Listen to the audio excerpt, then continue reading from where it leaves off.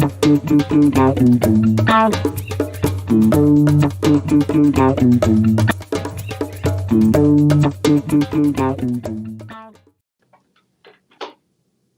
here we are. Yes, we are. And as like I told you, this is the first time I've used some of this tech.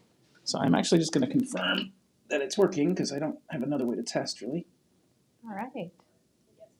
And I can hear you there, so we're done. Okay, perfect. Okay, ready to go. Hey, everybody. It's time for another Due Diligence. Today I've got my good friend Tracey Malanowich here. I'm trying to remember how long ago we met now, because it was first through the 505 Club. Yeah, it's been a couple of Probably years. a couple of times. Yeah. Years? A couple of years before man. COVID, because you had the open house here for 505. Before COVID? No, this place opened after COVID, but... Yeah, you had an office here. Oh, you would come in when we had that office? Yeah. Holy cow. That I don't remember. Okay, well, that's a long time ago. Huh. Well, then we all kind of went inward for a couple of years, and now we're back. Yeah. Awesome. Cool. Well, I know who you are, and we talk all the time, but for the folks listening, who are you? What do you do? What lights your fire? That's the question I like. Ooh, what lights my fire? Okay, well, I'm a woman, just simply a person. That I'm really passionate about people learning what they're capable of. So I've taken a lot of training in nutrition and coaching and guiding people simply because I believe in the power of the body and what it can do and the possibilities. And so I want to inform, empower, and guide people to their true potential and possibilities. So I spend my life doing that. So what took you there? I know that it was Fort St. John or Fort Mac. Fort St. John. Fort St. John. I had it right the first time. I should have stopped talking. Actually called the Energetic City. So. Is it? Yeah. Why is that? Because there's so many resources there. Oh, I see. Yeah. And you were there for a long while, and you weren't doing this work then, right? 45 years. I was in. I owned a business, did human resources, and I did a lot of growth myself there. Mm. Yeah. And how long ago was that since you moved here? 6 years this 6 spring. years. Okay. Yeah. And COVID was now 4 years ago. I don't even know time wise. Where are we into it? Yeah, roughly 4 years. So. Cool. Yeah. Not cool. COVID. I don't want to talk about COVID anymore. Me neither. Yeah. Perfect. I don't even believe in it. Yeah. Okay. Well, where do you want to go? Well, I want to thank you because this is a beautiful venue and for all you do for the community and the structure you provide. So I'm in deep gratitude for what you do. So I want to go there first and let you know that what you and Wendy provide and even doing these podcasts and things are incredible. Awesome. Well, thank you. I want to thank you for all the chats we've had and the work we've done. And one thing I know I want to talk about today is the NES stuff, those scans, because those have been really interesting for a lot of reasons. Okay. One thing I thought we maybe even could do later is I'll just do another scan and show how one does one, because I'm always explaining it. And we could just actually do a recent one, maybe talk through what we see. Absolutely. So maybe do that in a bit. But so what of all the things you do, what interests you most? Like what's interests you most right now? Right now is just that power of focus and what you can create in your life and where you can get the energy from. So in my world, emotion is energy. And how do I get to the next level that's sustainable and will bring me the results I want? Mm-hmm. So for me and for the coaching clients that I work with, it's always about what can I do to provide a foundation for my life with my physical body that's going to get me the results that I can contribute to the world more. Okay, great. Physical body. I've been talking about muscle testing a lot lately and lean testing with a number of people. Partly because for me and, I'm into the whole human design thing and like really separating mind and body and kind of observing the two. Yeah. I'm actually like feeling those conversations happen between the two and in an observational level. And so the lean testing has been very interesting for a bunch of reasons. So I don't even really understand the principles behind it, other than I know that it's been informative for me. So maybe give me a bit of background, because I probably wasn't listening the first time.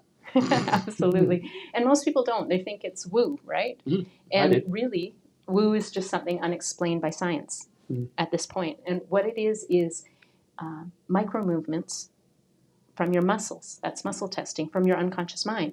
So when you're actually asking your body something, it is responding. It's always responding. And you might say that having is evidence of wanting. So if you ask, you're going to receive right away. And most people don't actually get that because they think, oh, well, I want a car, or I want this, or I want that. Well, you're getting everything. It's just there's this huge body of unconscious information that you're responding from, limiting beliefs and rules and backlogs of emotions, and they're all contributing to the results you're getting. So when we muscle test, we're asking directly the unconscious mind, the autonomic nervous system that automates all of those things, and from childhood, right? So we all know that we go through those stages where our mirror neurons are full on. And so you're picking up all this data and information of how to operate in the world and making it unconscious rules so that you can move forward quickly and get kind of accustomed to creating things in the world. So you've got all of this, and they say the conscious mind is about 5% and the unconscious mind is 95%.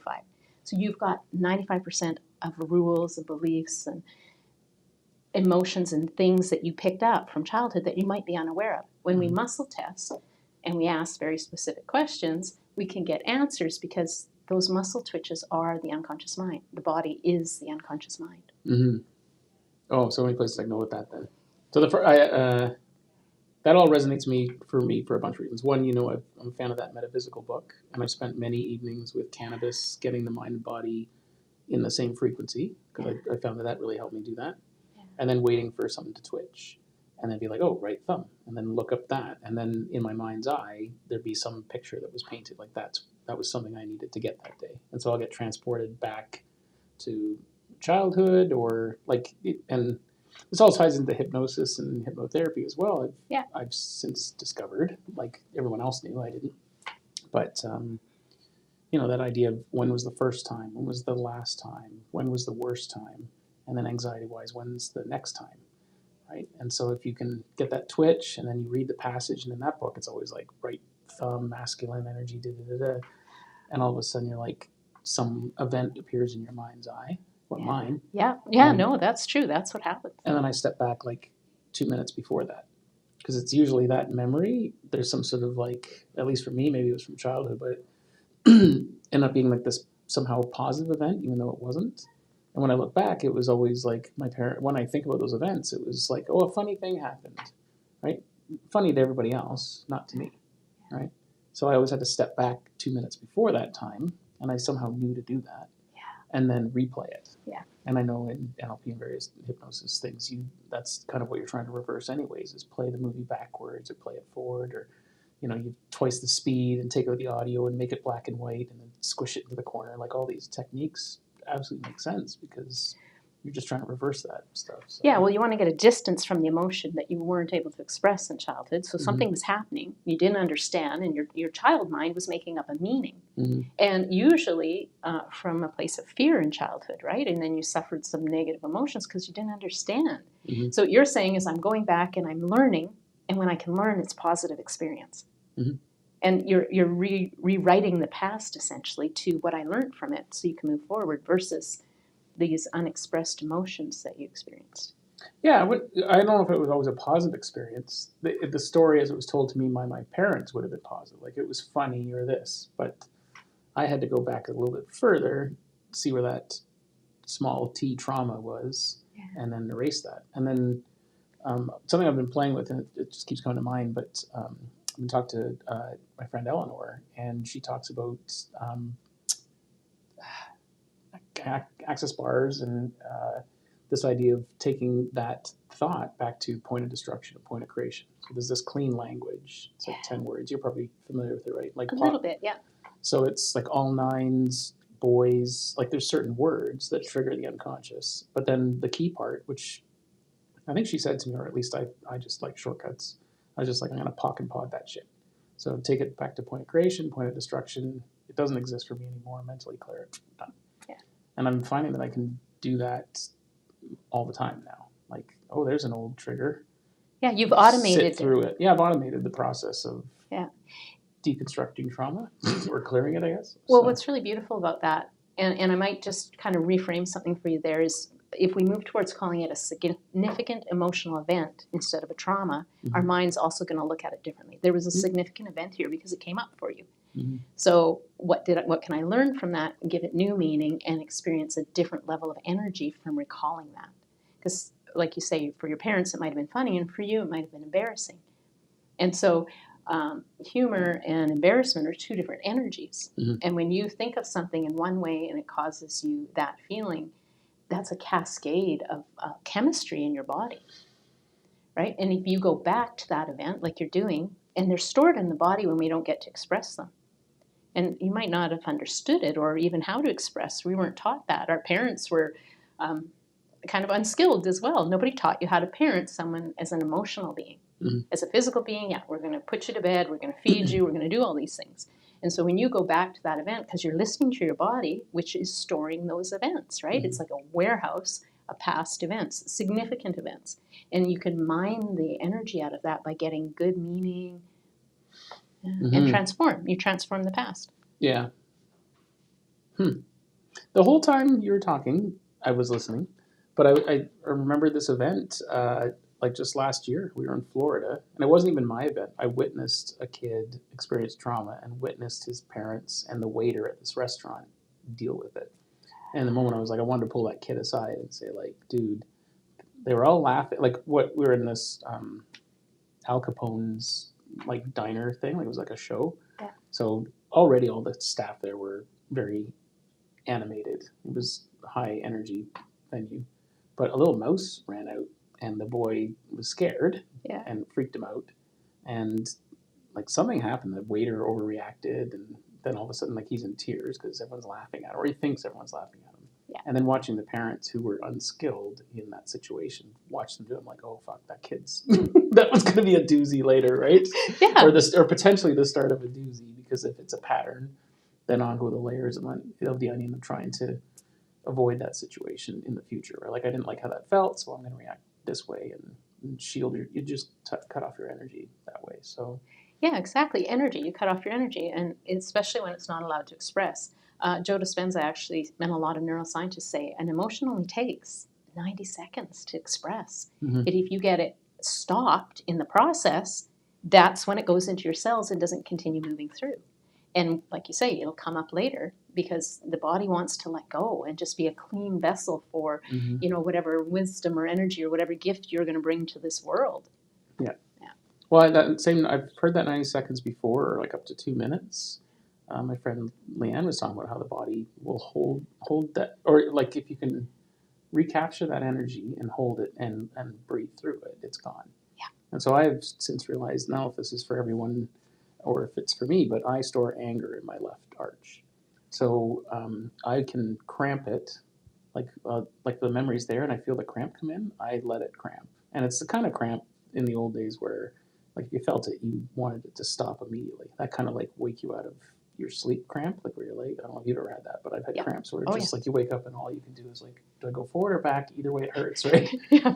So Stuck that energy. kind of pain in my arch, but I can capture it, and because I've experienced it so many times, I'm like, I know how this feels. It's kind of shitty, but I can do it, and then I'll just breathe through it and imagine my breath going through that arch, like cleaning it, and then it eventually just goes, and then I don't know, something happens because the next day I'm just that much more clear. Like there's new things that I don't get triggered by. Yeah. So. Absolutely. So when you clean that, it doesn't get stuck when other things flow by, right? Because emotions are magnetic in nature. Yeah. So every time a situation comes up, it's going to attract. And also the body creates bigger receptors for those emotions the more they get it.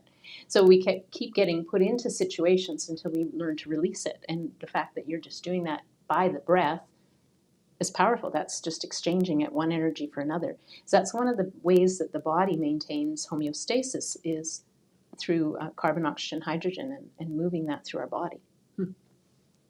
That's cool. I'm glad you're explaining what I'm automating. I have kind of automated. Like I've got a process that I follow. Yeah. Yeah. And it's powerful. So. Because you're wanting to be free and really experience life on your terms and what you want, right? And so these things come up, you're dealing with them, not suppressing, denying, or anything else. You're like, okay, there's something there. I'm going to go into it. You go into it and it's gone. Yeah. Whereas a lot of us got that unconscious habit of suppress, repress, and deny that it's there. And once you allow it to flow, it just gets faster and life picks up and even more enjoyable, because under all of that backlog, you get right down into where your joy is, because that's what you're born as, joy, happiness, love, all of the a great. white sheet of paper, like a clean slate, right? Yeah. Yeah. Yeah, this phrase keeps popping in my head all week. Like I think I'm finally comfortable with discomfort, but almost like I wouldn't say I crave it, or chase it, because it seems to find me as well. Like the more clear I am, the more I trigger other people. Like others seem to be bothered by my casualness or calmness, and so they get triggered, and my boundaries are so crystal clear now because I know me. Yeah. That when I'm firm, it's amazing. They just go from a 1 to 10. It's like I've had a few blowouts this week where I'm just like being assertive, like for all the times I should have been before. Yeah. And their reaction is so over the top, and they keep telling me I'm the one overreacting. I'm like, I'm the one talking like this, and like I might use, I know I can have a look that will penetrate if I'm pissed off, but that's all I'm doing. But there's enough there that I seem to trigger others by being relaxed. Well, you're providing a clear mirror for them to see what's going on in their world. Really, the clearer you are, then they have a look in that, and they see it all. It's not distorted like mirrors at a circus. You're providing a clear mirror. This is what's here, and if they don't like it and they're not willing to face it, that's not being open or willing. Mm-hmm. And so they'll have to go back and relive some events until they're willing to let that pass through them. Mm-hmm. So that's what's beautiful about it. As we do our own work, we become a clear mirror for others. Mm-hmm. No, that's quite literally what's happening. And this week it's been all men around my age group that I'm triggering. So which it's fine. It's kind of exhausting because I'm just being straight. Like and the nice thing is, for me, it's he in the moment. But what used to sit with me for 2 months or 2 years is more like 10 minutes or even 2 minutes. Like it's like that isn't mine. It's gone. Yeah. You're getting that refractory period down, so it's not sticking with you. Mm-hmm. And they'll come back around because they'll be glad that you provided that. They'll realize that was an opportunity to ask you, hey, how come you can be so calm here when I'm feeling like this? And you're becoming that source of wisdom for them. Yeah, it doesn't feel like that in the moment, but I trust that process will work itself out. So people, I found, tend to come back around when you let it go, because then they realize there's no charge there. Like energetically, like the physical's this little point, but energetically we're way out here, right? Mm-hmm. And so they're going to feel that and be able to do their own work because you provided that clear space. Well, okay, that's good. That's reassuring. Because some of these people, I feel like, oh, feels like permanent damage to our relationship, but it needed to happen. And I had, like, with a couple, it was like, I'm prepared to not be friends if this is the hill you need to die on, because this is not okay for me. It's, infringing on my boundaries, my rights, so that's a hell and a no. Yeah. And, That's beautiful, because when you can be that strong and stable, that's permission for others to do that, because likely they don't like it because their boundaries are crossed. Mm-hmm. Yep. Yeah, all the run-ins are because they remind me of me a year and a half ago, actually. In fact, 2 of the individuals are exactly where I was 2 years ago. Wow. So that's pretty interesting. That's powerful, Sean. I guess so, yeah. Yeah, I love that. I love that about you, because you can just embrace it and keep going, and they're like, that's what is, right? I'm not denying it, you're not suppressing it, you're not repressing it. Yeah. No, that's recent though. I wasn't always like that. So yeah, it's a new ability, or like a claritas of channel, I guess. A light. I refer to it as like my light body. I feel like every time I've gotten rid of something, I'm like a hot air balloon. I'm just sniffing off sandbags, right? So each little thing, I just rise a little bit more. So I rise above the bullshit. Yeah. I feel clearer. I wake up in the morning with less on my mind, because none of it's mine, like everyone else's. So yeah. Oh, that's beautiful. That's the work, right? That's why we do it, is because then the unconscious mind's not got all these other things it's hanging on to. You can go out into the world and do what you do and provide this beautiful space, bring people all these different tools so that they can do the same. Mm-hmm. Oh, yeah. And you're coming to this beautiful space to do your event. I Yeah. can't remember the date actually off the top of my head, but it's coming. May 8th. Okay. Yeah. Oh, it's soon. Well, that's soon. So let's talk about it because that's one of the things we want to talk about, right? Yeah. So how do you, what can people expect when they come to that? And well, let me rephrase that. No, it's what can they expect? What will they experience? Is the word I was looking for. Okay. They'll experience some clarity, get some information, get really, really clear on what you want. That's the first step, right? Getting focus. And if you're not getting results in your life, whether it's your physical body or your relationships or your emotional state or even your business or whatever, there's something in your unconscious that's going on. So from there, when you get really clear on which area you want to focus in, and I always ask people to begin to narrow it down by looking at their life as having 3 spheres. You've got yourself, you've got your career, your passion, your purpose, and then you've got your relationships. Mhm. If any of those are out of balance, they're going to flow over into another. So you need to pick an area to focus on. Where's your pain point? What's the issue? What do you want instead? And then let's clear what's blocking that. And that's when we go to the nest scan. I use that with my clients just to show them what's in their energy and see what resonates. Now, when you've got something going on in your physical body, that's your unconscious mind. If it's going on in your physical body, something's going on in your rules, beliefs, and emotional state. So the session will start by having each one pick one of the 3, right? Yep. So like today I want to deal with a relationship thing, or today I want to deal with a business thing. Okay. Yep. And then you'll teach them the skills to step through that exercise. Yep. And at the end, they're going to do a nest scan to see what energetics appear from that. That's cool. Yep. 3 steps. Get really, really clear. Let's do an assessment and let's do the work. Okay, well, we're talking about the nest scans now because I wanted to. Yes. Well, is there more you want to say about that event, or No, I think it's going to be fabulous. it's going to be like a ton of, it's going to be awesome. Yeah. Yeah, so these nest scans, it's so, I haven't actually looked at it in a couple of weeks because for a while I was looking at it a lot. Yeah. And I also have come to realize that I'm a just-in-time learner, not a just-in-case learner. So I literally, my eyes take me to what's important. And thankfully, I like that it uses color coding, right? Yeah. We've talked about this before. Like they use like yellow, green, but then purple instead of red. Yeah. Or yellow, green, yellow, orange, purple. Yeah. Why is it purple and not red? Because I come from a field where it's like an oil gauge. Red is bad, or requires attention. Purple's my favorite color. Purple's telling me what's wrong with me. So I think that's probably why it bothers me that it's purple. Oh, well, red can be triggering for some people, right? Because then that's an alarm. Whereas sometimes it's what's not said too. So white means something as well. That can mean that your system doesn't actually have energy to report. So looking at the full picture is really important. For you, you've got lots of energy. I wouldn't say that's going to come up in any of your systems, that white's the priority. So purple's just there to say, get in tune with yourself. This is an area you need to get in tune because purple's really related to intuition. Purple's related to that third eye, to that control center. So the third eye chakra. Yeah. Got it. Okay. I hadn't tapped into that, although now you say that. Because where it usually takes you is like some of the things in there, the hero's journey, it does have some metaphysics stuff in there. It's kind of a bit varied. Like I'd love for it to just say metaphysics or, this body part's aching. But it's got like the cool diagrams with all the dots or the highlights. But let's say a little bit more about hero's journey in case anyone doesn't know that. Sure. Yeah, there's the life journey screen. And so when you come to the event, you're going to get a complimentary partial scan.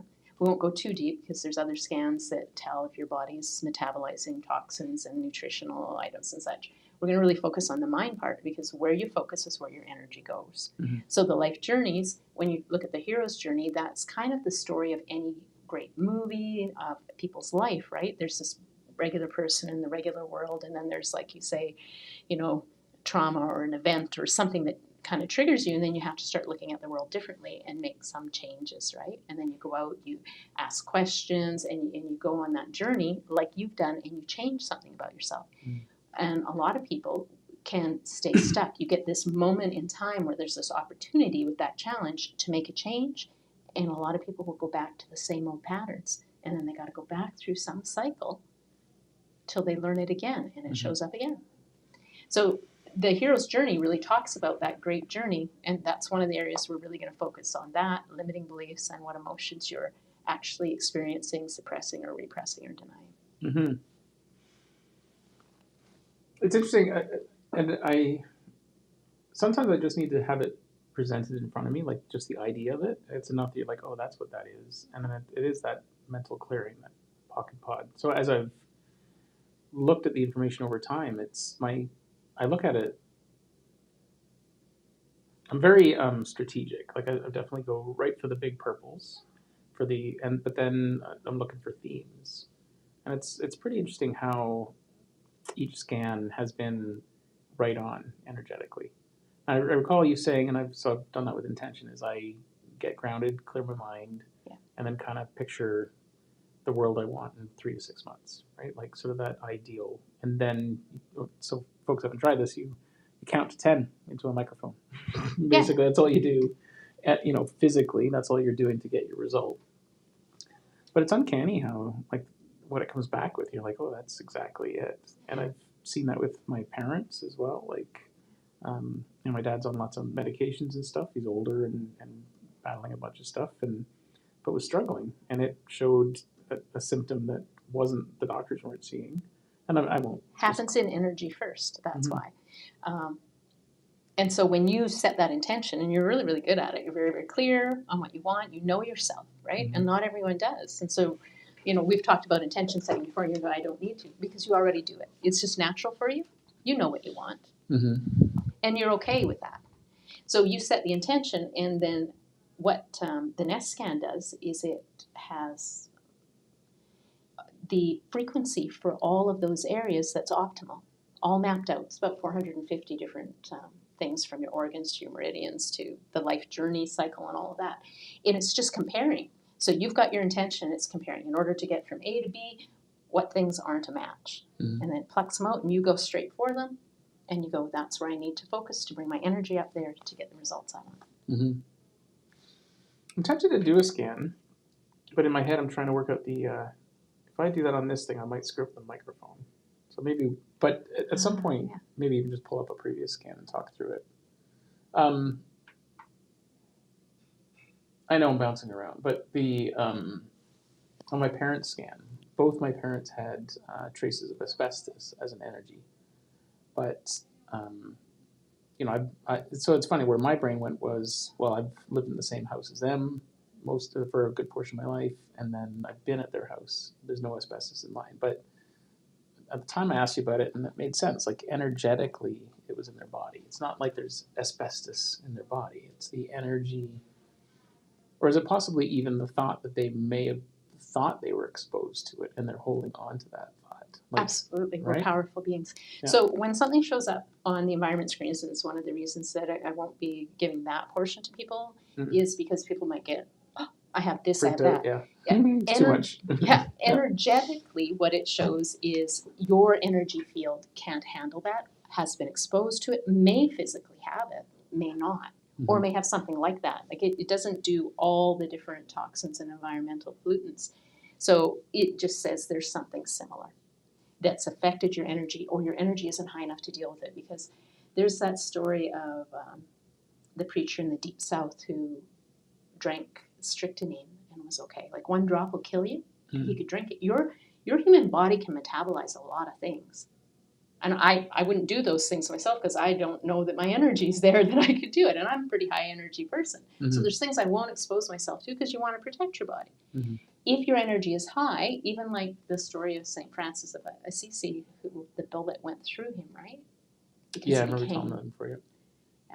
Because we're not solid. We look solid, but we're not. There's space between us. Just like if you take a cup and you fill it with marbles, well, then you can fill it with sand, and then you can fill it with water. There's space between the particles you see and the ones you don't. So if your energy is high enough and you're light, so we've talked about that, you get into your light body, all sorts of stuff happens. Things are faster, and people have out-of-body experiences, because you're leaving the physical body and you're taking that body with you. Yeah, one thing that's been for me is a much more sensitive body. So I'm more sensitive physically. Like, I feel things. I can, like, sometimes if I have my shoes off, I can feel I've actually, on 2 occasions, I've felt a light earthquake and checked, and sure enough, there it was, right? Like, it was so little that it was indistinguishable. No one even reacted. And I was like, oh, something's going on. And then you go fact check it and be like, oh, yeah, I felt that. So, there's little things like that sensitivities that are powerful, but then I know that I can be more sensitive too. Like, back to the trigger thing too, right? Yeah. I think it's funny. What's the phrase, like thick-skinned or thin-skinned? Yeah. Is kind of like how sensitive you are, right? So arguably I'm way thicker skinned because nothing really bothers me. Like, I've addressed a lot of stuff, and I'm not Buddha, but I'm certainly a lot more relaxed than I used to be. But my skin feels thin because with that came sensitivity to everything. Like, touching a tree now, I can, if depending on the tree, Yeah. I actually can feel the energy moving through me. So never had that kind of stuff before. So that's beautiful. Yeah. So your boundaries become firm yet flexible. Mhm. When you say thin and yet thick, firm and flexible, you've become more of who you are, and you have more ability to allow things to flow through you, whichever you choose, and be open to receive them. I mean, you're choosing, right? So that's when you go from being a victim of your world into the victor, and you're making conscious choices, right? Whereas a lot of people are unconsciously reacting to the world, so everything feels like an owie, right? And they don't want to be open. And if you're not open, you're closed to the good things as well as the things that hurt. Well, one thing you've done a lot of times when we talked is you'll correct my wording. You'll be like, ooh, that's like, and it's a lot of negative self-talk that was going on inside, right? So I still do it. I definitely recognize there's less of it because it's just quieter up there in general. But like, even thick and thin skin, like, I remembered that phrase because obviously I guess I was a sensitive kid, and it was like, all the men tell you to develop some thick skin or that I'm thin skinned, and so I just believe them. So, Well, as a child, your unconscious mind believes them, right? And so what is thick skin? It can be a wart, it can be a callus, it can be, and you don't know how the body's going to interpret that. The unconscious mind, it's very literal. So wording makes a huge difference. Everything we say that, I'm a man or I'm a woman versus I'm, a citizen, that has totally different energy. I'm a woman that was born in Canada. So I'm very, very careful. What follows I am tends to be. Interesting.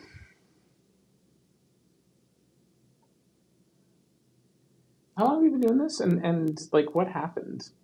Or were you just always into this stuff anyways? Because for me, obviously, it was like 3 years ago. It was just a big series of things. You're doing it much longer. I'm just always, are you okay with sharing some of your background? Absolutely. I feel like I've been doing that all my life. I didn't understand it because there was no words to explain it, and nobody else doing that in my world. I grew up, got separated from my dad, who was a really kind gentleman, and my mom moved on between the ages of 2 and 5 into a relationship with a man who had PTSD from World War II. So he had a lot of trauma and also kind of caused a lot. And I was really, really fortunate at that young age not to think that was normal, because I'd had an experience that wasn't, and I had 2 different things to compare. And so I had an understanding, and it kind of woke something up in me. And I just began to feel that I knew what was true, that I could feel it. And as life happened, and I won't go deep into any stories there, I'm grateful for those experiences because it showed me something, that there was something in the world that needed correcting and needed me to see it better. And that goes into the observer thing. There's something not right with my people here. And, what can I do to bring something better to the world and show up in a better way? And when I asked that question, even as like a 6-year-old, I felt powerful and I felt in control of my world. And I actually just had this conversation. It was an abusive home, really. And I was fortunate that I didn't experience much of it. I think I got spanked once, and my mom looked at me and burst into tears. I didn't cry during the spanking because I knew that what this person was doing was wrong. And I felt powerful enough to say, I'm not going to let you hurt me. And so as a 6 or 7-year-old, who does that? I don't know where that came from. That came through me because I was really, really fortunate to know what love was before that. And as a result of that, I've always felt protected and safe in this world. So I could go through this world and not understand why other people felt like a victim. And then so if something happened to my body, I was like, well, this has got to be something that I'm doing. How do I do it better? And take ownership and be responsible. So those are what Tony Robbins started coaching like 40 years ago. And there's somewhere in there, I was kind of tuned into that same stream of the consciousness. And it's always there and available to everyone because there were people before that, like the Buddha, like Jesus, that were ideals of how we can be as a human, not idols. They're simply an ideal of your full potential, of what you're capable of. That's interesting. Yeah, not idols, ideals. Yeah, like I have limited experience in this space, but like this idea of Christ consciousness or Jesus Christ, like from what I understand, he was a dude, carpenter. Yeah. You know, became a clear channel, I guess. Said things that people resonate with. Yeah. And some people outsourced their thinking to, well, whatever he says goes. Yeah. And that's where the danger starts, right? Yeah, so, when you idolize. Yeah. So. Yeah, so that goes to kind of levels of consciousness, and I don't know if we've talked about that before. Like there's levels of consciousness that people react from, and it's really, are they coming from a place of fear or a place of trust as to how they react? So if you're coming from a place of fear, you're going to see things as bad and that they need to be this way or need to worship this, and if I, worship the sun god, then it'll provide me with heat. And if I worship the fire god, I'll cook my food. And if I, so there's those levels of consciousness that goes from just existing and in survival to then coming into your own and saying, hey, wait a minute, maybe I can create this world that I'm in. So the religious level of consciousness was a really powerful time in the world. There was a lot of wrong then. Also, though, they provided structure that moved people out of kind of a more mentality of power gods, like in Egypt, where the one person rose and said, I'm going to be in charge of you and you're going to do what I want and it's about me. And important time in history to take that power from worshiping all the gods. Religion, though, also killed a lot of people. There was crusades in the name, which was wrong. So out of that rose the next level of consciousness, which was more people who said, wait a minute, I can do better than this. I can provide something for the world. And at the same time, there's a place for all of you, the people who are, of that group that are more tribal, you can do this. And people that are that power god, you can be in charge because you know how to organize and tell people what to do. And then the religious people, you can monitor and have checks and balances. And and that was kind of the achievers level of the world that was born, where there's entrepreneurs and people going out and making roads. And then from that comes the next evolution of, hey, there's a more green consciousness where we don't have to cut down all the trees to get that. How can we provide something for everyone? And you'll see this as a pattern. And we go through it in ourselves. And teenagers are a prime example of power god time, right? We all go into that. And then you go from there, you go into more of that religious, and there's order, and I go through school and I learn rules and processes, and we go back into that, how can we provide for all, and that's that family time in our life. So we go through cycles in our life, and humanity goes through cycles the same. Maybe pull your mic up because it looks like it's falling down there. There you go. So, because I think you were banging it with your hand, but it's probably fine. It's fine anyways. Man, there's a few things there. One, you were talking about trust. Yes. So I'm going to take you back a bit for a second, but I got thinking about the Nest scan again. Because one of the outputs you can get from the Nest scan is these hypnosis affirmation. What do they call them? Hypnosis tracks? Or is it a... Meditation. Meditation. Yeah. But to me, I've done enough meditation hypnosis. To me, it's kind of, it blurs. Like I just get right into that world and like talk to me. And so it's planting these positive affirmations that are to help you through these themes that appear in your scan, right? Hypnotizing yourself to what you want. Yeah. Versus the unconscious don't want. For sure. It's all positive. It's all empowering language. It's really good. Yeah. One thing I noticed, and it was when you were talking about trust, that the last 3 scans, trust, because it basically, I can tell how they make them, right? There's like this segment and then it kind of fades out, then fades back in. So it's kind of like they're hitting a checklist. Yeah. But it's like assembled together electronically. Yeah. Trust has appeared in the last 3, and the affirmation is I am trusting. And I tell you, the first 3 times I was like, like it was like I am not, I don't trust because of my experiences. Yeah. But working through that, I am trusting now. I mean, I've it's part of just who I am, but I trust but verify, or at least check in better than I used to. You're discerning who you trust. Yeah, discernment's the other word that keeps coming up all the time. So that's a good way to put it. And your kidneys are about that, Sean. So if you ever had problems with your kidneys, that's about discerning. What do I keep? What do I don't? What do I allow? What do I don't? Boundaries are the skin allowing in, and kidneys are keeping or letting go. I kick the shit out of my kidneys. That makes make a lot of sense. So. Yeah. Okay, cool. And I lost the other question I had, but I'm sure it'll return. Yeah, or there'll be something else. So the meditations are based on you, and there's sound frequency imprinted in there, and then the words. So you can say them like affirmations, and affirmations don't work unless you believe them. And like you said, you went through that and you did the work. So, okay, this is what I want to believe. What's in the way? And as I say, like the trust, I could feel myself being triggered the first couple of times, and now it's like, no, like I get it, and or how I want to get it, maybe like strategically. It's really great you kept going because you went, no, that I don't trust. Okay, what's trust going to do for me, and why don't I trust? Like you're asking really, really good questions. Okay, because some things have happened in the past when I did trust. So now, how do I go back and be able to trust? And so it's just a constant process because you kept going and you kept saying that, listening to the meditation, wanting to let it in, and your unconscious mind was saying, no, there's a backlog in here. And that's why you could feel the resistance in your body. And you listened to it until you worked through it. Like that's the work. That's that simple. Well, that one for me was trusting of others, but even trusting myself. So like trust was a hard one to swallow. And it almost was like that, like swallowing the information, right?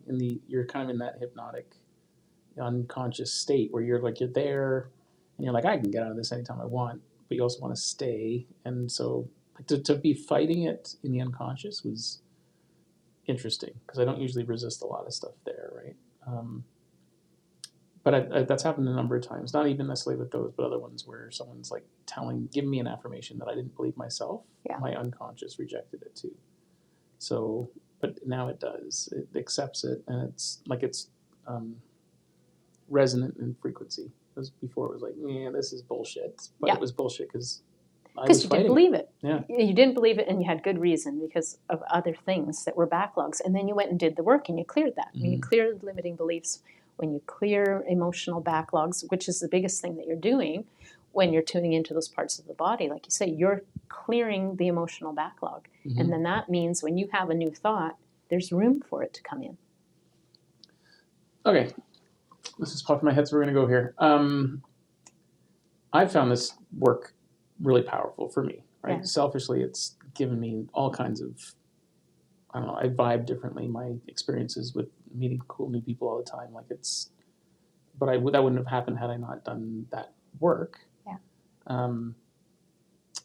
And the word trauma, I forget what you called it. I was trying to do the acronym in my head. It was like SEE. Significant emotional event. So I'm trying to remember that. So significant emotional event. Yeah, so we're not pre-framing it as trauma. We're just saying there was an event, and then take a little more charge off of it. And what do I need to learn from this event? Well, that's where I'm going with that is the word trauma, like safe. There's a bunch of words that are just so they're just overused everywhere now, right? Yeah. Everything's a trauma. And then people are like, oh, it's a capital T trauma or small t trauma, all this stuff. And then I find other folks are like, you're already whole. There's nothing to get rid of, and that just sounds incredibly narcissistic when I hear that, dangerously so. But to a certain extent, if it is just energy, you can get rid of it, right? But to me, it seems like you have to take it down to the nub. Like you have to find the root. Yeah. You can't just say I'm whole. That's just window dressing and bullshit. So actually, I find that's triggering. And there's a number of people that are like, I'm already whole, and they're just giant assholes. Is what they are. Well, they could be a little bit denying, right? And they've got their own reason and their own path. So when you do say something like that, there's a journey you're going to go on, and that's going to be that hero's journey. Okay, you can say it, and if you believe it, then everything's going to come up to get cleared. So that's what's going to happen. Mm-hmm. So yeah, it's not true, and you can see that. You're not denying it. There's going to be, you're as a being, yeah, you're whole, you're perfect, but who you are as a human, this other part of you in the physical world, that's that mirror, it's your foundation. Mm-hmm. So you can create a lot, it's just, do you have a foundation underneath that? Yeah, sorry. I guess the people I'm thinking about that I know of, when they say whole, they've done no work. Yeah. They have just looked for the exit door. Yeah. And taken a shortcut. There's another word called spiritual bypassing, Mm. right? So I'm just not going to, doesn't exist, it doesn't exist. Well, yeah, it does. There's weeds in the garden, you got to pluck them. That's the way it is. That's interesting. Yeah, when I was walking over here, I was on my walk, and I was just reminded of this phrase I heard: spiritual arrogance, which is a whole other thing, right? Where it's all spiritual and no connectedness anymore. And so Yeah. it's very interesting where people still camp themselves even within the healing space. And Yeah. it seems like complacency, spiritual complacency, or I think there's a saying called, so heavenly minded, no earthly good. Mm. And people will be saying that, and I'm like, well, wait a minute, I'm looking at your results. You look like your body is saying something else. Mm-hmm. You know, like people go, I'm happy. Oh, tell yeah, your yeah. face that. Yeah. Uh-huh. Yeah. And so you're feeling and seeing the frequency and the resonance in that, or the lack of it. Mm-hmm. So that just reminds me when I had a C-section when I had my first pregnancy, and my sister-in-law was a nurse, and she's like, well, you can change to my doctor who did the C-section and the surgeon. And I went, I don't know, I kind of like my doctor. He said, but he did such a great job, and he was there, and he did this. And I'm like, oh, let me see. He smokes, and he just had a hip replacement. Is this the doctor I want to go to? Yeah. No. He's a great surgeon. That's his lane, and Mm-hmm. he's not looking at the rest of his life. Mm-hmm. And that's okay for him.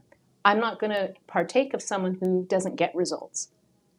Results matter.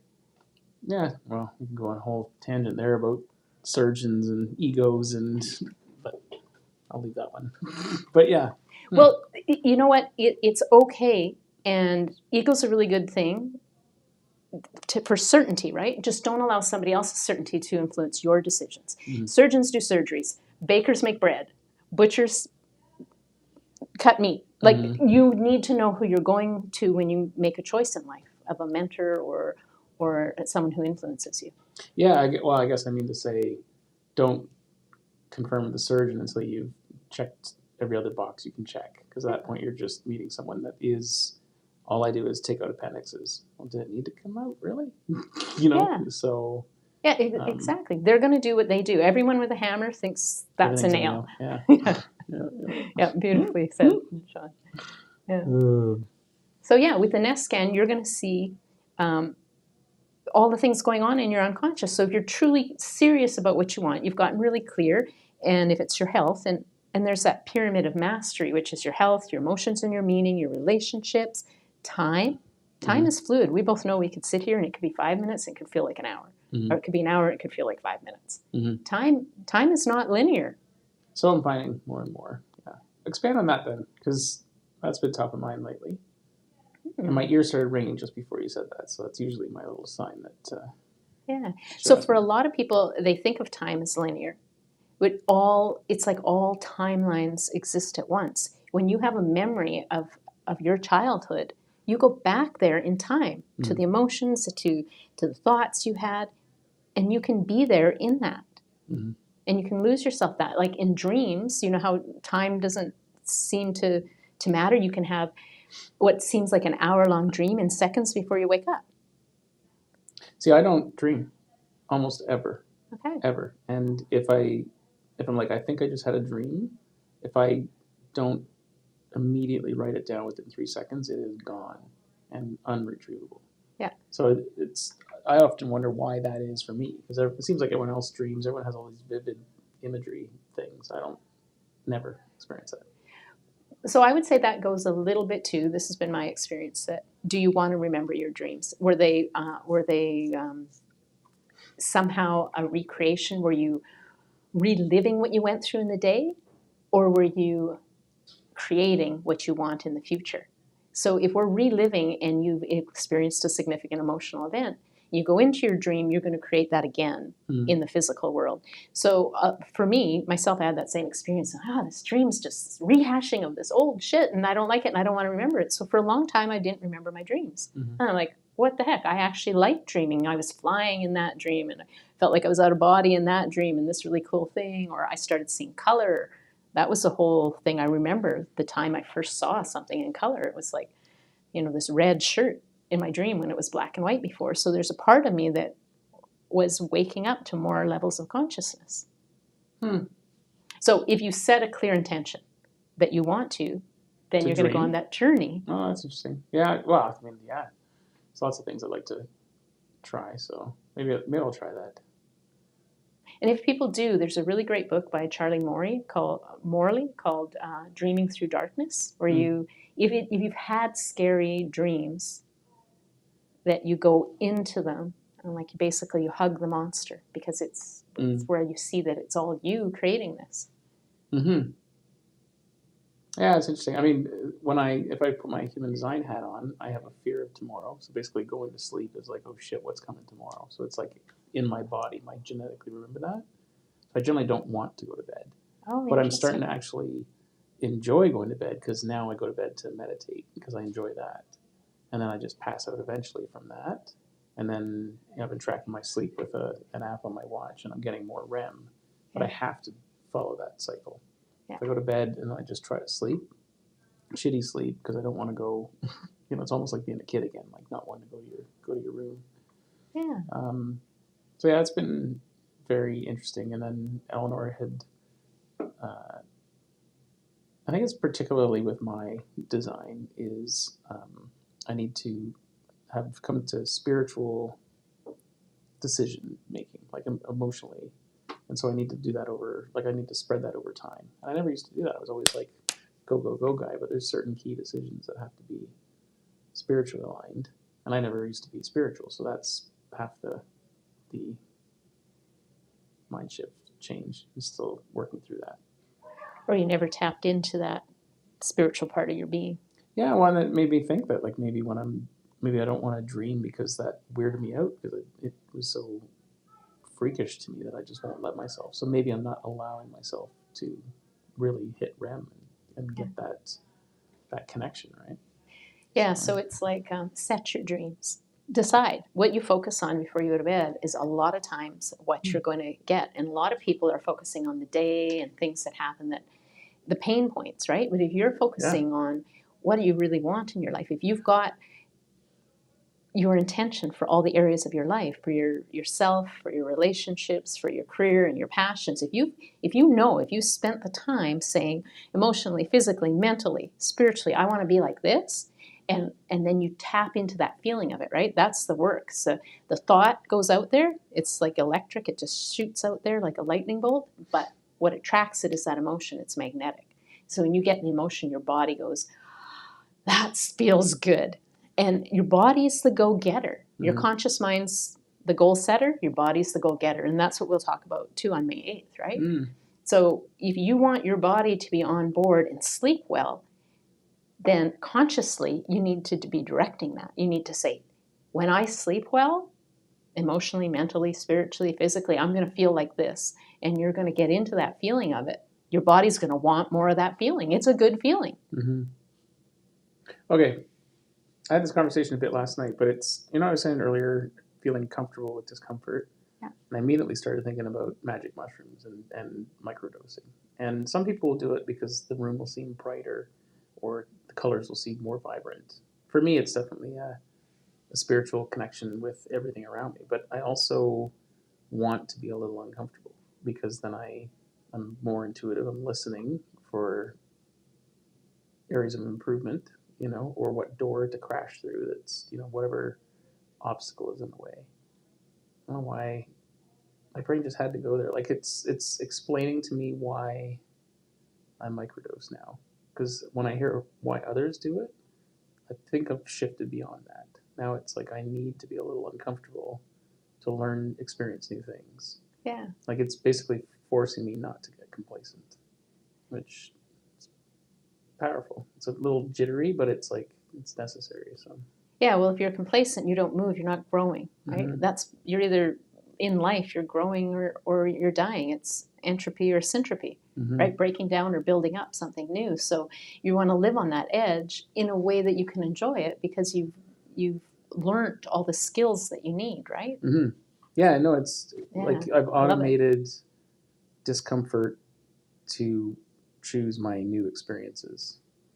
And again, last night I was talking about this, and I was saying I haven't done LSD in a while, and I'm like, I need to go back to doing it 1 day a week for my microdose schedule, because I can also get complacent with the uneasiness of the mushrooms. So if once a week I throw a little LSD in there, which lasts for 18 hours, you got to take it early in the morning, or it's a long day. Yeah, you never tried it? I have no idea. I have some things to say on that, by the way. But just a microdose, like it gives you that brightness, but it's just like a nervous energy that just sits there all day and makes me a little. I don't. No one else seems to. Well, Wendy can tell when I'm on that a little bit, I think, or she's curious because I'm just a little extra edgy. Yeah. But yeah, it's that discomfort. Like a lot of people use the medicines to soothe. Yeah. I don't. I'm using it for work. Yeah. And that's so interesting too, because that whole spiritual arrogance thing I was talking about. I've been told by some people that it's disrespectful of plant medicine to have it every day. Like I'm disrespecting the plant, and my answer to that is, well, it's none of your business, for one, I guess, but two, like it's creating the connection that I need, and it's very interesting. Everyone's got an opinion on everything, and I'm just having to forge my own way. Yeah, I love that. And everyone is forging their own way. And so for one person, that's one way, right? And who's another to say? You actually get to choose in this world. When you're choosing it for the reason that resonates with you, you're not creating harm to anyone else. You're actually doing it to expand and to open up. How you use things, your intention going into the use of it is going to make a difference. I'm not really familiar with plant medicine that way. More herbs that heal and things like that. Well, people can do amazing things with just breath work, right? Like get high on your own supply. So meditation. Yeah, and it's interesting because I'm doing a lot more of that. It'll be interesting to see what my answer is in a year. Like yeah, it's very interesting in and of itself. But yeah. Some people would be like, you should never do it. This is your schedule, and at the end of the day, that's their trip. And mine, never say never. Yeah. Exactly. So that's in a huge generalization. Always, everyone, never. We want to be careful of those because there's an exception to every rule. So even everything that I say, there's going to be an exception because you're you and you know you. I'm just the observer of you. Okay, so we'll keep going on this so you've never tried LSD before, no? And but again, last night I was talking to this fellow I just met, and it's not the first time I said this week, but I think I feel this strongly. Like I think everyone needs to try it once. Because if you're dosed and you don't know that you're on it, that's where the problem lies. If you got Charles Manson, like those people killed people because he convinced them of something. And like having been on it once, I'm glad that it was done in a situation where I knew I was taking it, like with intention and awareness, because it's the craziest thing. And there are a number of times now where I've heard people tell stories about various events, and I'm like, oh, someone put a drop of LSD in that person's water and then waited an hour. Wow. Oh yeah, totally. Like all over the place. Well, we're all and free it's and clear undetectable, and you can't. Yeah. Oh yeah. Sorry, I'm not planning. Yeah. I know you feel about like saying things out loud. Well, but it's okay because sometimes it's an important message for others. It's just to make sure that we're free and clear of that. Yeah. Interesting. Oh yeah. Like, so I'll just tell you that one of the examples was I was on a tarot course, and I was learning about tarot, and the woman teaching was incredible, and like really went into great detail about how they line up with playing cards and the Enneagram. So it was like super interesting, the intersections. Yeah. But there's a certain tarot deck that's very popular. It's I think the one that's like yellow and orange, and I'm not sure. Anyways, there's this person's name. Everyone in the room seemed to know who made these cards. Yeah. But she said about 10 years ago or 25 years ago or whatever it was, I don't know the time frame, this woman just immediately stopped and said, I'm not making them anymore. I'm not making art, Yeah. And she described the events. Well, she was in a church for some reason, and all of a sudden Jesus appeared or God appeared and said, "Don't ever make those cards again. You know, you're screwing up humanity and stuff." And the way even the woman told the story, I was like, "Oh yeah, someone slipped her LSD like an hour Really? before, and then just waited."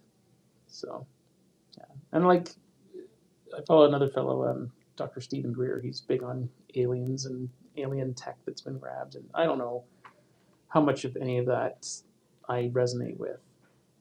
But he did say something that I thought was really interesting, which was he figures roughly 30% of alien abductions are done by the government on purpose and have been for 50 years. And that would be very simple. You go into a bar and, like, it's literally a quarter tab of LSD that, like, is just slightly larger than the head of a pin. It doesn't taste it. It's just nothing. Oh. Like it's invisible. So you just slip that in someone's drink. You wait for them to leave the bar. You have your cardboard box with some lights hanging out of it, and you float above them, and then you stick a turkey baster up their ass, and they've been probed, right? Like, honestly, I think there's a certain amount of that that's going on. So I don't know about that. even just to build a story for the future. Yeah. So I do know, though, that we have receptors in our body because we're capable of making any chemical. mm-hmm. So when people go into meditation and they've done the work of cleaning up this vessel and decalcifying the pineal gland, you can have those experiences without taking anything, mm-hmm. right? And your body can metabolize any substance faster than you think it can. Mm-hmm. Just like that earlier, that St. Francis having the bullet pass through, or that preacher in the Deep South. If you read Dr. Joe Dispenza's The Placebo book, he talks about all of those things and why that the human body is capable of mm-hmm. doing things that you don't even have any idea. So it's unfortunate things would happen to people, and I have to think there's no accidents in this world. Those things don't happen by chance. Somewhere they had a fear of that. They had a fear of being abducted. They had a fear of being drugged. Oh, sure. Fear's a powerful magnet. So is trust. Mm-hmm.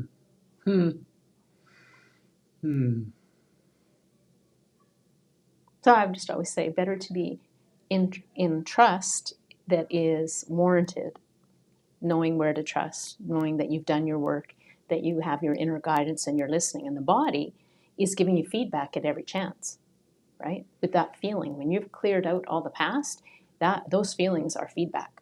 You get the warning, you don't go there. Well, so all that's very interesting. And then when I think about my type in human design, so I'm meant to experience life. Like I'm an experiential learner. It doesn't matter what you tell me until I've experienced it. I just don't believe you. And I'm starting to realize that. Yeah. So even as I was talking about the LSD thing, it was like I needed to experience that, even just to know that if it was done, like, you know what I mean? It's funny where my brain went with that, but. I think it's beautiful because that's what you came here to do, right? And the physical body allows you that. Mm-hmm. Oh. How are we doing for time? I don't know. Oh, we hit an hour exactly. We usually go for like an hour and a half, but how are you doing for energy? I'm good. Yeah. Okay. Yeah. Where would you like to take the conversation? Oh, there's so many places. Where would I like to take the conversation? Boy. It's okay. You're a projector, so I should probably invite you. No. You know, it sounds like you were sort of spiritually connected or aware or sensitive your whole life. Yeah.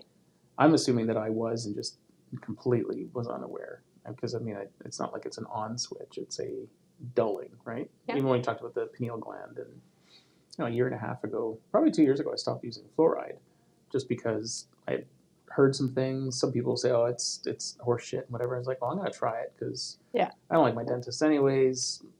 No matter what I do, my teeth are going to need help every time I go. So, like, fuck it, fluoride ain't helping. Yeah. So I just stopped doing it. And the more I thought about it and dug into it, for me, there's definitely truth to just, it's wise to stay away from it for me. Yeah. And sure enough, I've had like lots of Kundalini like experiences since then, like just the idea that fluoride can calcify the pineal gland, right? Even if that's all it's doing is dulling your shine. Yeah. Which actually is exactly what it's doing. Yeah, and you can decalcify it so many different ways, right? Mm-hmm. And there's the pineal gland when you're doing the breath and you're pushing that cerebrospinal fluid up there, it just kind of pressure on that, and that's called the piezoelectric effect, and it just can blow it out so you can have it. You don't have to go through this huge detox process, a lot of people think.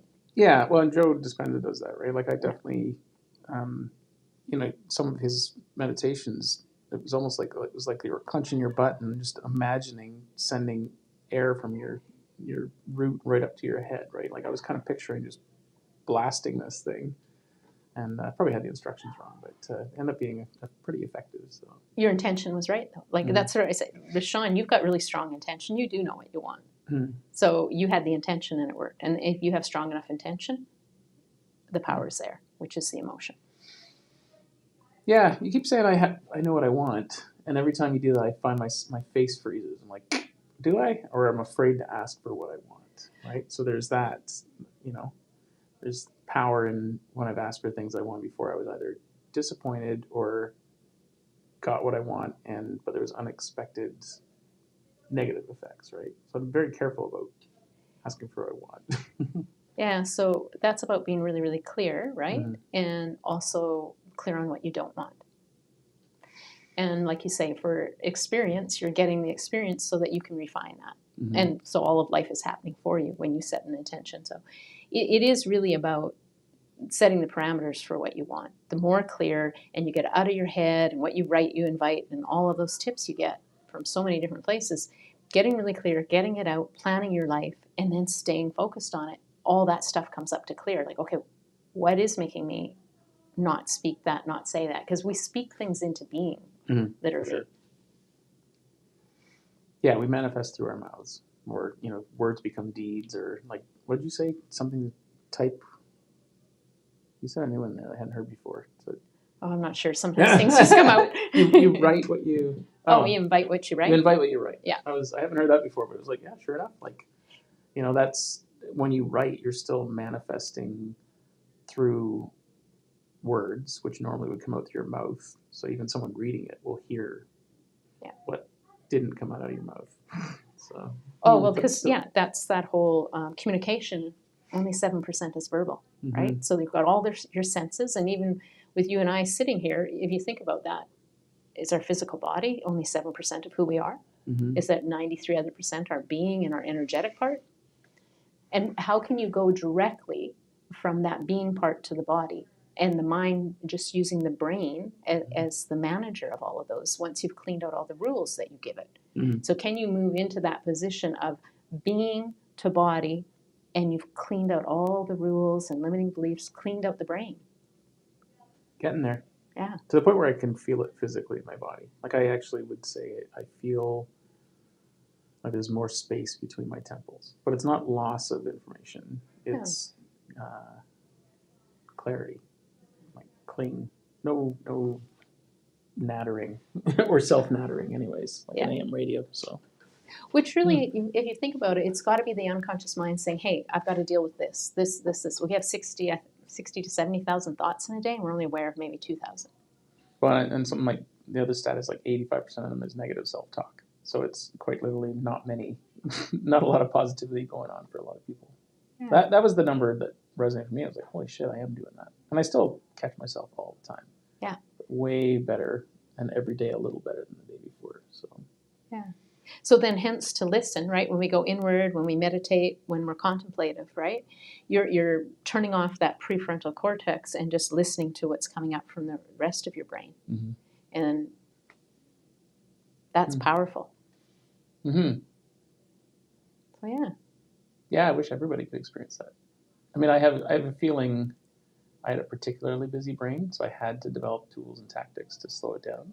Yeah. But I think it's come so far that I don't know how many people actually get to experience that inside their head like I do. Like it's quiet. It's nice. It is.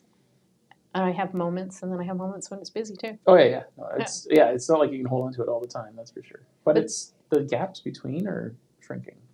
Yeah. The more that you can hold that state, right? And then you can, and I believe they call it the default mode network. That's that pre-programmed survival brain, the brain stem part.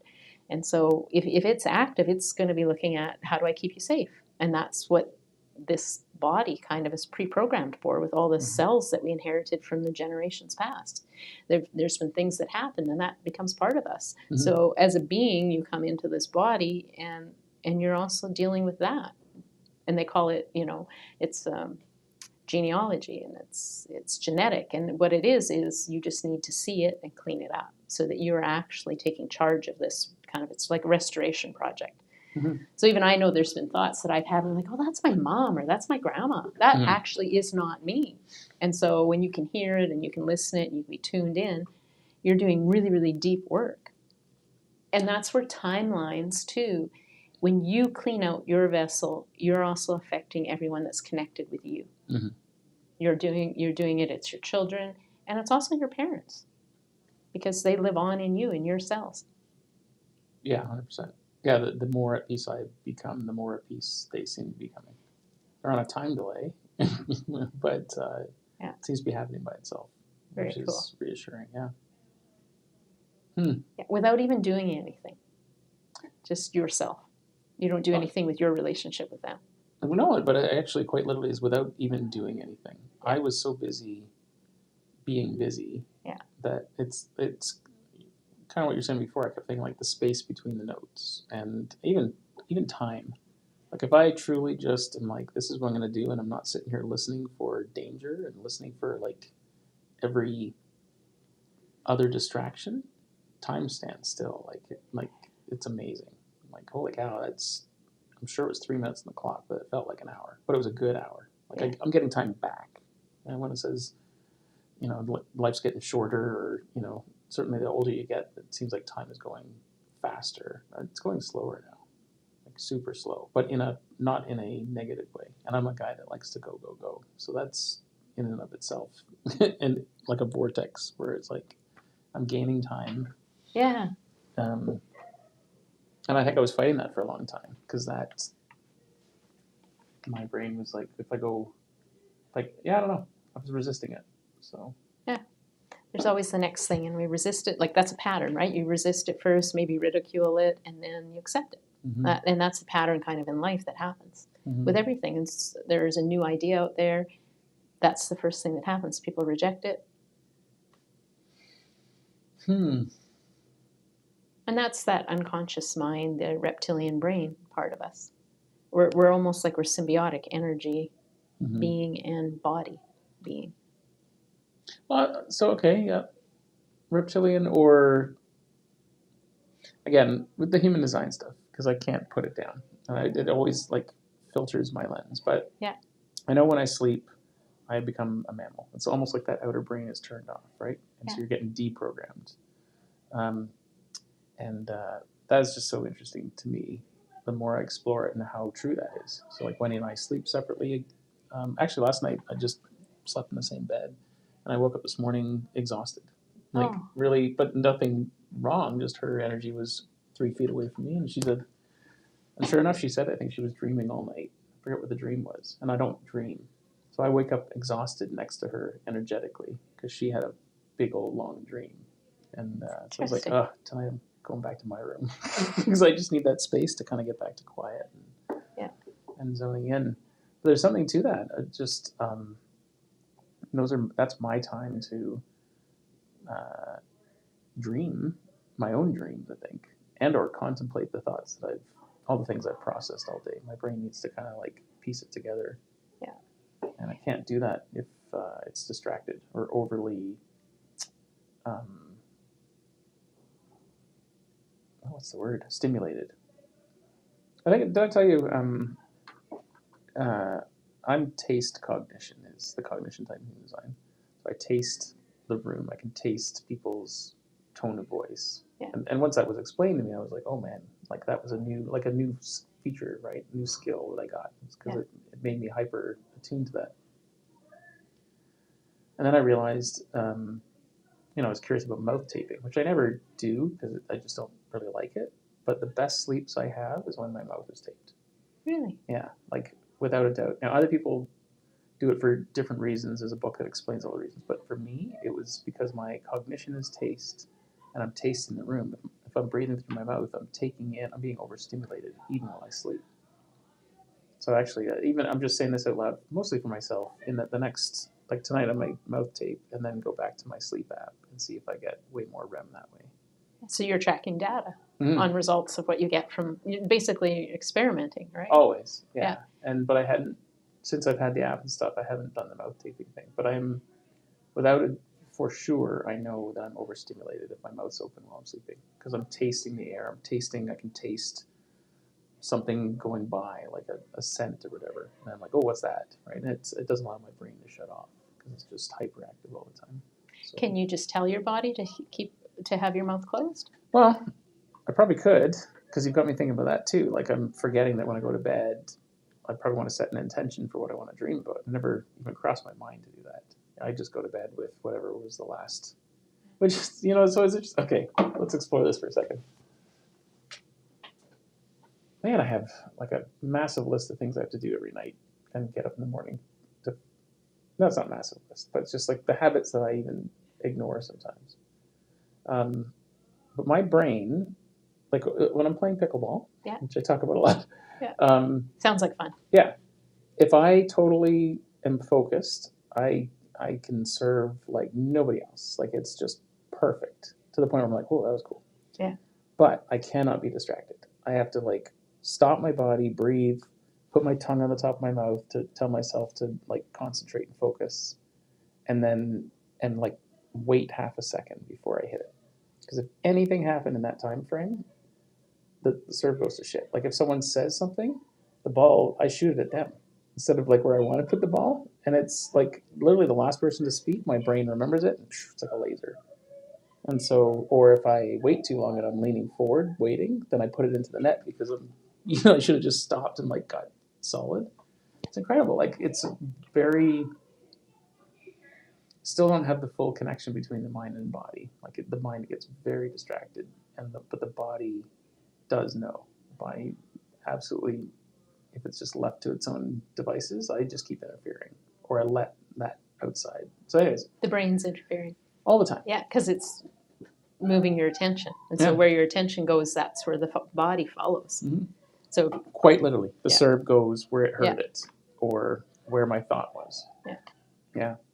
That's so brilliant. I'd like to tame that a bit more because it's screwing up my pickleball game.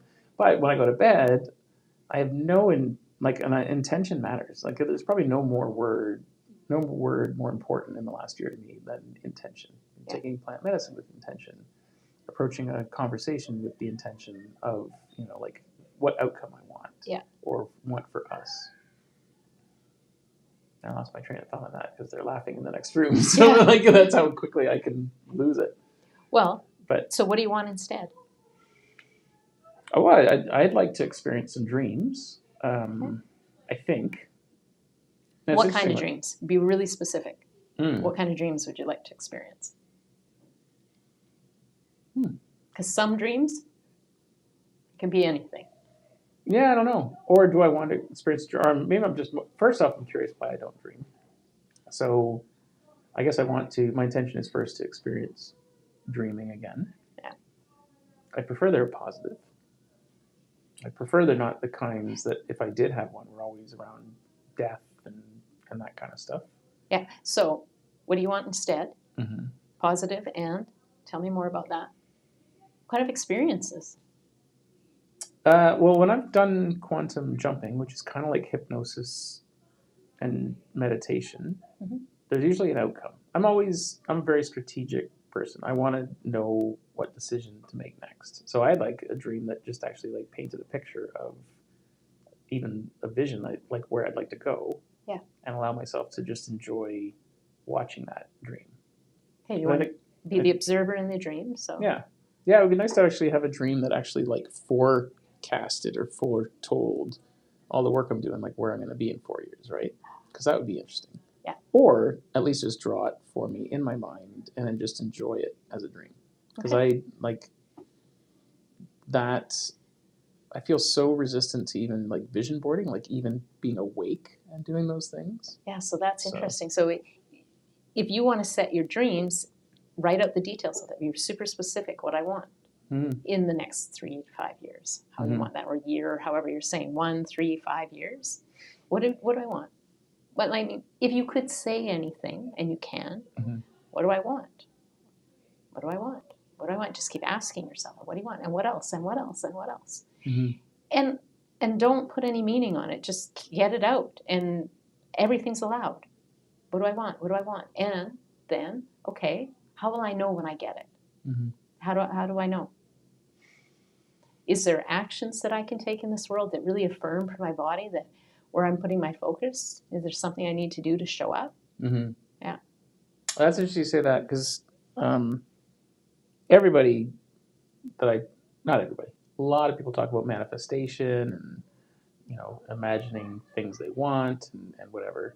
I heard something the other day, and it basically was saying, like, you can want to manifest all these things, you can dream about them, but if you're not doing any of the steps that it would take to get there, your body knows your mind is lying to you. You Yeah. get nowhere. And honestly, I think that's what I see most people going through, and I recognized it myself. Like, oh, I want that, but I don't want to get up at 6 a.m. and practice my drums for an hour to put in the time.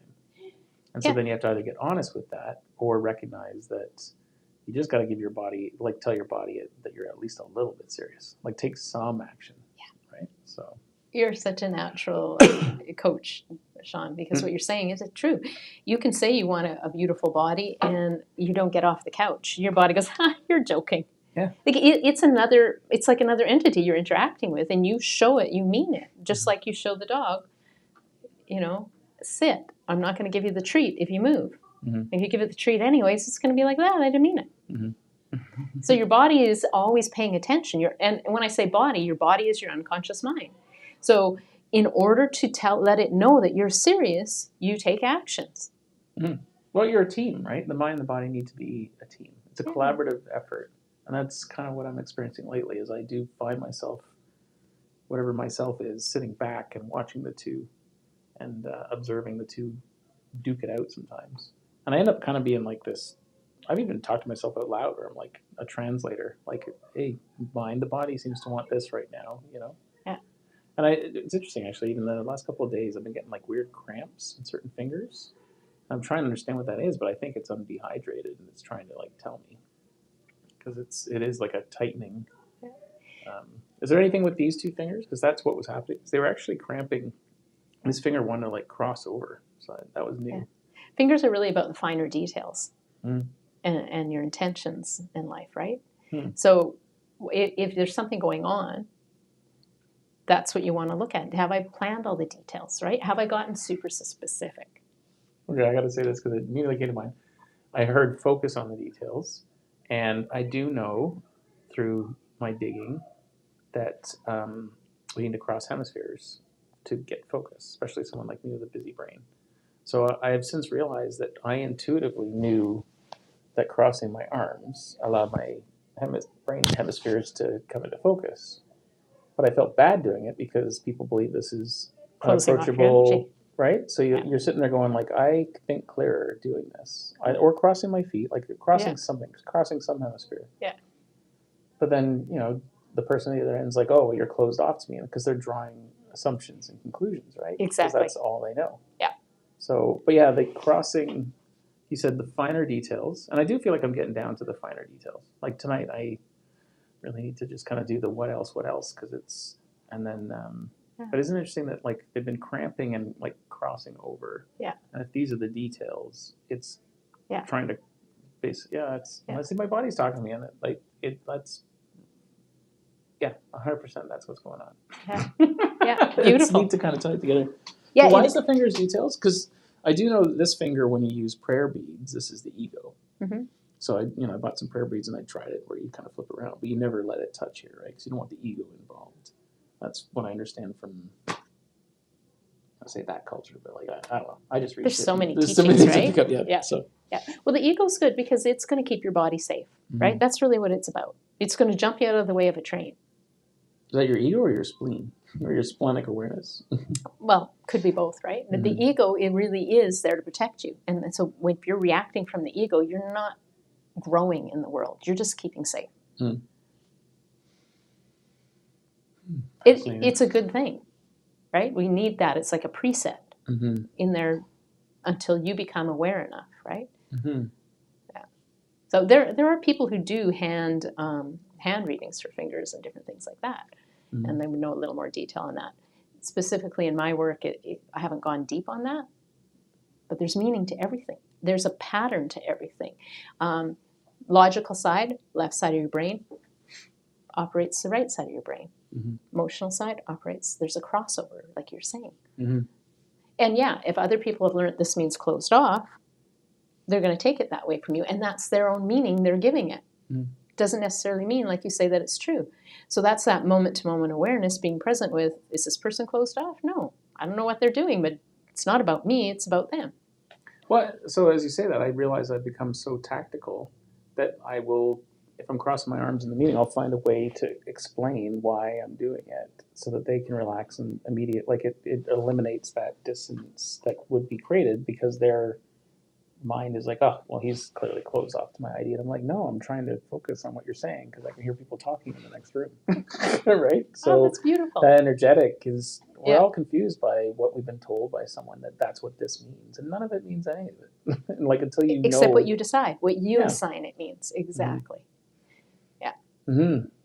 That said, So what's a double cross? Have I erased my hemispheres? That's my next question. I don't know, I'm guessing that's going to be an upper and a lower body thing.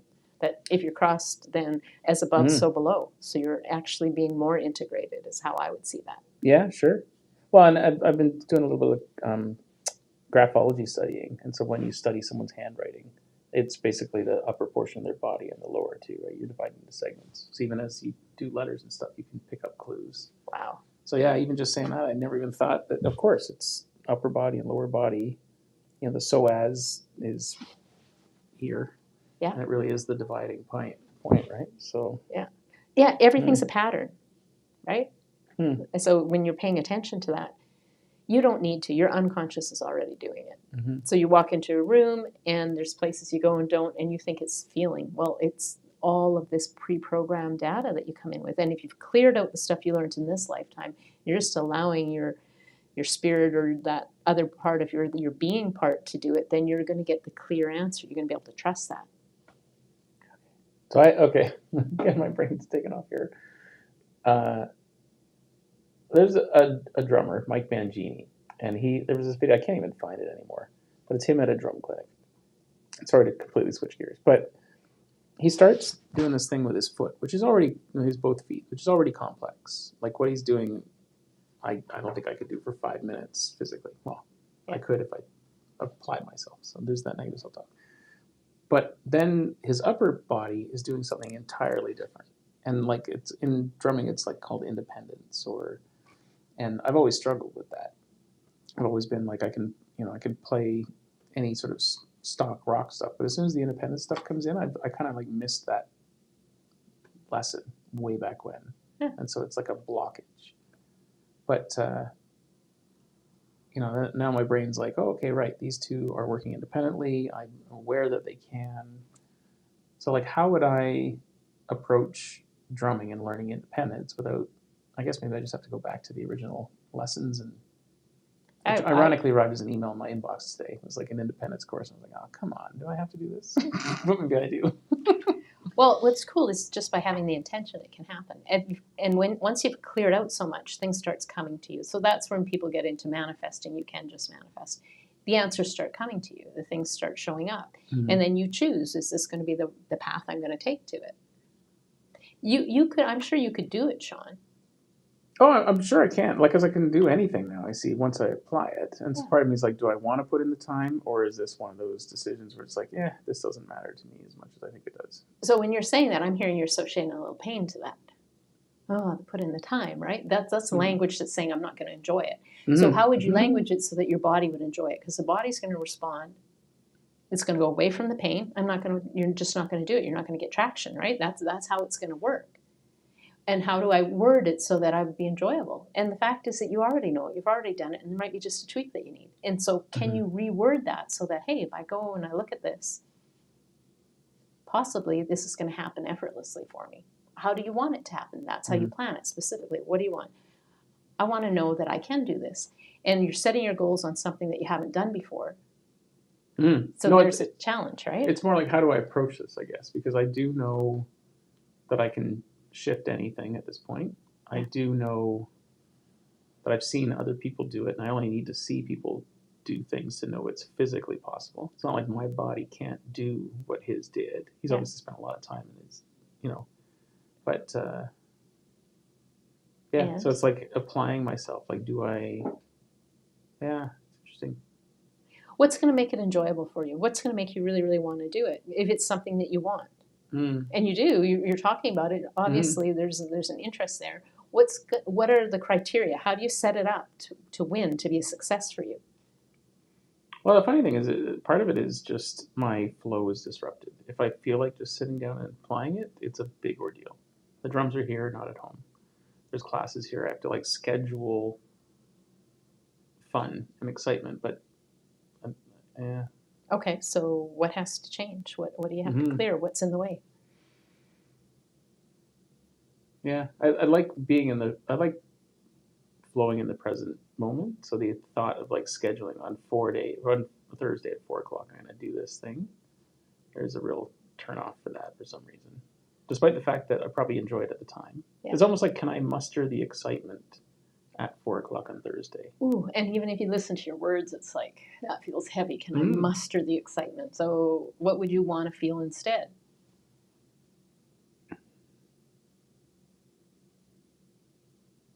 Yeah, it'd be nice if it was less. I'm trying to pick my words, and I can feel it in my stomach. That's interesting. That's It's daunting. emotional. It's not daunting. Yeah. Well, I mean, there's work to be put in, so it's kind of like walk up, put the backpack on, and trudge up this hill. There's no fear. What's the ultimate outcome of getting this, of doing this? What ultimately is possible if you do it? I want to play my drums and travel. That part seems to keep coming up, but my skill set is good enough, but not stand out good enough, right? I've been I just never practiced ever in my life. So the thought of practicing at 52 and then find the time and visit the right place and that. So yeah, that's interesting. Yeah, so you're bringing up a lot of blocks there. Mm-hmm. So having that in 5 years, where do you want to be? Like, is drumming? How big of an outcome do you want? And can you get into the feeling? What would you want to be on a stage? What kind of group do you want to be with? What kind of experience do you want to have? And then you reverse engineer it, right? And once you get that big picture vision. Yeah, so this is a whole interesting road to go down then. Because I got a taste of it. Like when I was 19, I toured in 14 countries and got the sort of feel like a rock star, even though it wasn't a rock band, right? Yeah. So it was 150 of us traveling to these countries. There was a full truck full of gear. There was tour buses. But it was more like a traveling Broadway show than a rock concert. Yeah. But being the drummer and being in the band, which was a small piece of the whole thing, it was kind of like getting a taste of that rock life. I used to sign autographs at the end of the night. It was a bunch of little kids and stuff, but like it got the whole experience at 19, right? Wow. Yeah. And then came home and that was over. So, and then got a job. So you got a taste of it, right? Yeah, right. So I can remember it. So that's beautiful, right? It's like a gift. So it's getting back to that. And then of course the world's changed since then. Like live performance music is just a very different game. Yeah. But I do think I know how to play it. But is that what I want to do, or like I just have a lot of interest too? So yeah. So refining that, what is it you ultimately want to do, be, and have? And is that part of it? Oh, for sure. I think I've almost got clarity that if I could play once a week, it doesn't even necessarily need to be traveling. Just like a home base where everything is just the way I like it, and it's a good vibe, and everyone's having a good time. That'd be pretty satisfying. That sounds like very clear. So once a week, travel. Travel or not, yeah, it could be here, yeah. I've got a home base. Everyone's having a good time. Does it earn you money? Does it contribute? What do you do with that experience? Yeah. What will you give to the world? There's obviously kids that were inspired by that if they're asking for your autograph. Oh, back then? Oh, yeah. No, it was the whole vibe of that show was really positive. It was kind of the end of an era, too. There was a group called Up With People, and it'd been around for years. It was part of an anti-war movement that turned into more like a like when we traveled, there was lots of ethnic music from different parts of the world. There was a whole segment on recycling. There was one on doing drugs. Like it was definitely a upbeat, positive messaging, but it was right at the time that Nirvana came out, and we entered the grunge era. So it was interesting. We're just watching like up with people's decline over like they've been around 25 years, and then over the next 4 years, they just everything about that whole group changed. So That sounds like a really cool movement. I kind of remember that. yeah. Oh yeah, it was a great. And there's nothing left to that. It's they've tried to resurrect it a few times since, with music, without. I think they're going at it again now, but it's tough times to do that now. I think to plan it the way they did, anyways. But yeah, so is that a belief that it's tough times? Because there's a lot of places, the world's changing, right? And there's a lot of really, really good things coming in. And that sounds like it would be a really positive influence on culture. Oh, for sure, yeah. Yeah, well, maybe they are having I don't know. Maybe maybe they're feeling the energy rise too. I don't know. Yeah. Well, great discussion. It sounds like you do know a lot of what you want in a lot of areas of your life. Oh yeah, there's not a lot of. It's funny, even just this weekly music thing. I want to do it, but I don't want to put in the effort to start scheduling it. I don't want to do the administrative stuff, and partly because I had an experience that took the wind out of my sails a year ago, and I just it's kind of like rejection when you put in all this time and money and effort, and then people that went to it loved it, but the people that were supposed to be supporting it and me were awful. So it just really felt personal. So it's as I'm saying it, I realize it's just a block. But it's a block. You've worked it out yourself. I didn't need to say anything. I know, but I've worked it out before. But this one I'm not powering through. I'm not. Okay. I keep kind of waiting for someone to offer to operate this thing because I don't want to. Yeah, it's like I feel like a petulant child at this point. Like, not my problem this time, but I want the result. So okay, so yeah, what's between you and getting the result? Well, some people to collaborate with, but people that want it. And most people don't seem to want it the way I do, so then I maybe have to do it myself. But so I heard a lot of things here, Sean, that you've got a lot of intentions, a lot of area, and a lot of it revolves around music and what you can create and do and be and have in that area, and also provide to people as an inspiration. So it's beautiful. Just to kind of summarize that. And what's going to make it so irresistible that you get up and take every action that you want, that you need to? It's an interesting question. What will make it so irresistible?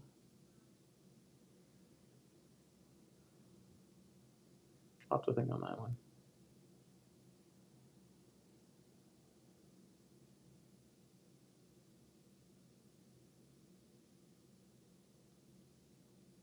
That's a toughie. Ooh, is it tough or? Well, no, it's kind of happening already. Yeah. So it's like there's elements of what I'd like to do that aren't here yet. I am the block.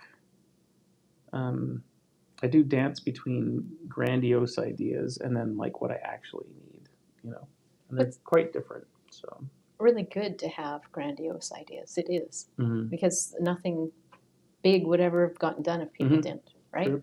You wouldn't have airplanes that fly and all sorts of things like that in the world. So it's good to have grandiose ideas.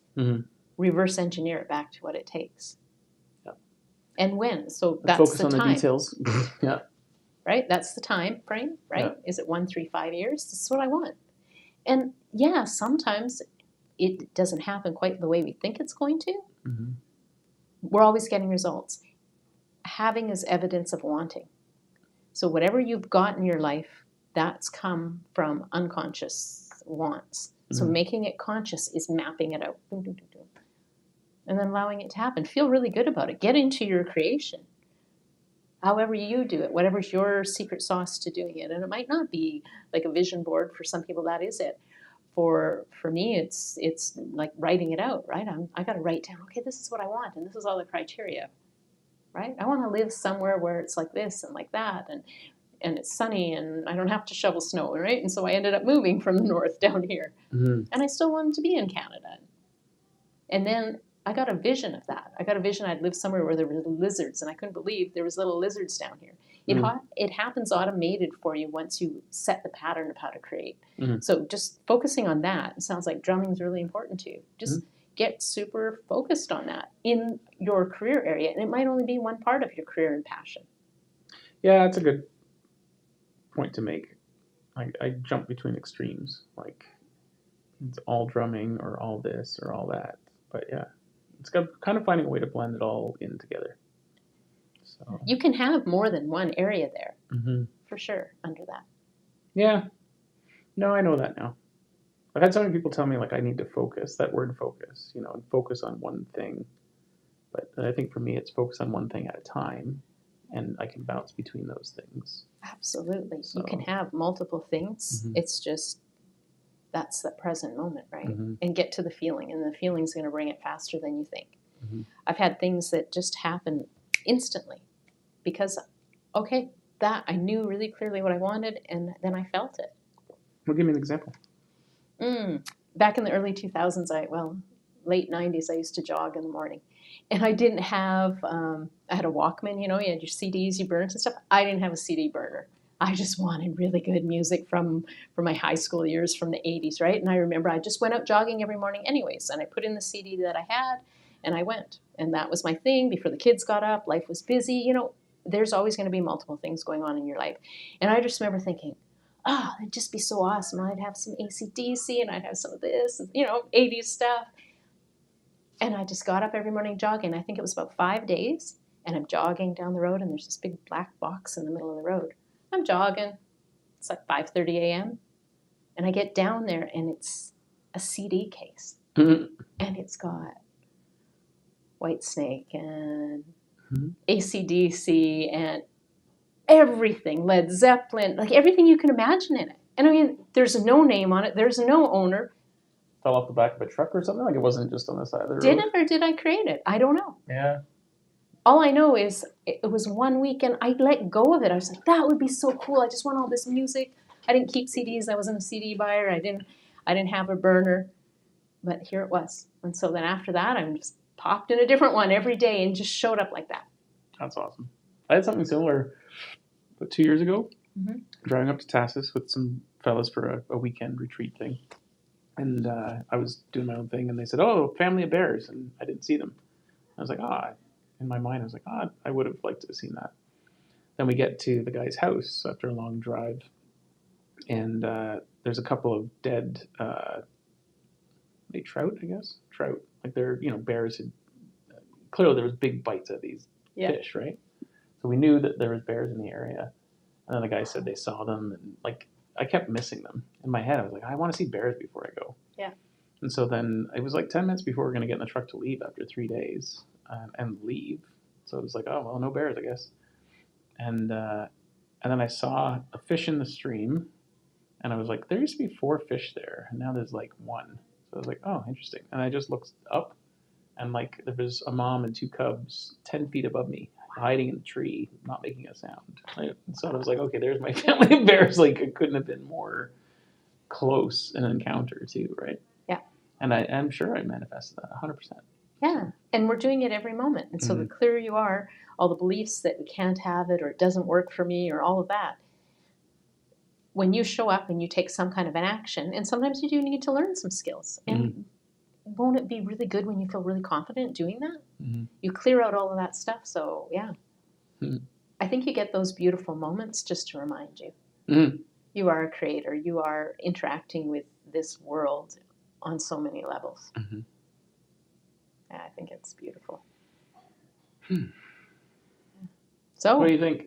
Holy, an hour 43. See, time flies. Wow. So, well, usually that happens with us. Yeah. Well, why don't we wrap that up? Because I'm getting kind of hungry. Yeah. We can do that again sometime soon. Yeah. Maybe we can do that again sometime. That's what I want to say. All right. Let's assume that this all worked perfectly because it says it's fine. So I'm going to play out the video and make it look all pro.